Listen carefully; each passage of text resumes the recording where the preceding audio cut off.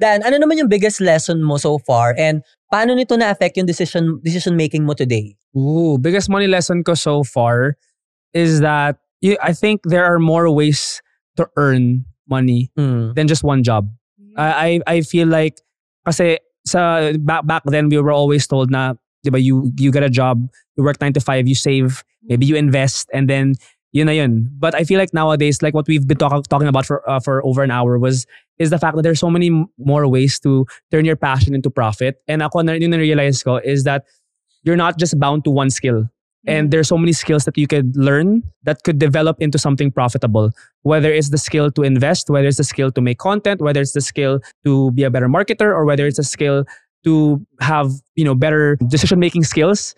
All of those help in finding different ways to earn. And so I think that was my biggest money lesson after I graduated college. Because in college, they don't teach you naman how to make money. Right. They don't teach you, even saving. How to, yun nga din parang how to save money or how to earn or how to, invest.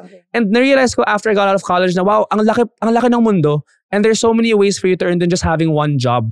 Na-realize ko, there's so many different avenues pa na I can explore na I know I'm good at. And I know na I can provide value for. In return, it can also provide me financial security. So that's the one lesson I learned. Ako feeling ko, nakuha natin yung ganyang klase ng mindset, yung hindi lang isang trabaho, sa mga OFWs. Diba? Kasi ewan ko kung sa akin lang to, growing up, hindi ako familiar dun sa mga ibang mga taong nakakasama ko na may mga multiple jobs.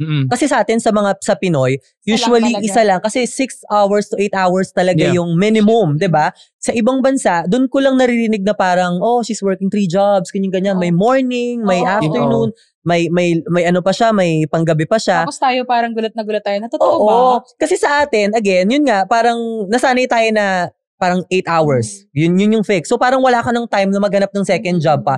Unlike ngayon, na kahit na meron kang talagang job na yung talagang permanent mo, pwede kang mag-side hustle sa online, diba? Yun kasi ngayon lang siya pumapasok ngayong generation na to. And siguro sa akin, yung isa sa mga biggest money lesson ko talaga, nung nagkaroon na ako ng multiple jobs, is, of course, bukod sa mag-save, ay isipin mo din kung paano lalago yung pera. Kasi yung napag-usapan nga natin, minsan pag nasa bangko lang siya, magkano lang naman ang interest niya, di ba?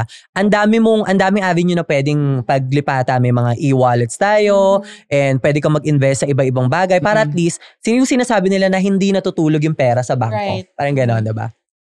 Ako naman, since we're living in the digital world na, I don't stop exploring, different tools that can help me and my family. And also, how can I introduce these things to my son na eventually magiging adult. So, I wanted na ma-try ko muna siya lahat so that ako na mismo yung magturo sa kanya. May advice ka ba para sa mga Gen Z kung paano magsisimula ng racket without overextending financially? Kasi lalo na sa social media, di ba? Tayo, pag pumasok ka minsan sa content creation, yung mga first timer dyan nabibigla kasi ang laki kagad ng mga payment na nakukuha nila. Parang, oh my God, nung nasa corporate ako, 1 month ko tong ginagrind. Eto, 1 post lang nakukuha ko. May mga times na na-overwhelm tayo. Umabot ako sa point na ganyan eh. Yung, hindi pa dumarating sa akin yung talent fee.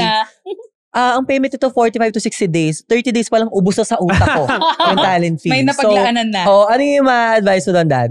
Ang ma-advise ko talaga doon is always have the mindset na hindi naman lahat ng mga kinikita mo is not gonna be there every single month. Yes. So always think, I have this rule na hanggat hindi ko pa nakikita sa bank account ko, I'm not gonna spend something over my budget. Ay, sana ganun din ako. Over budget.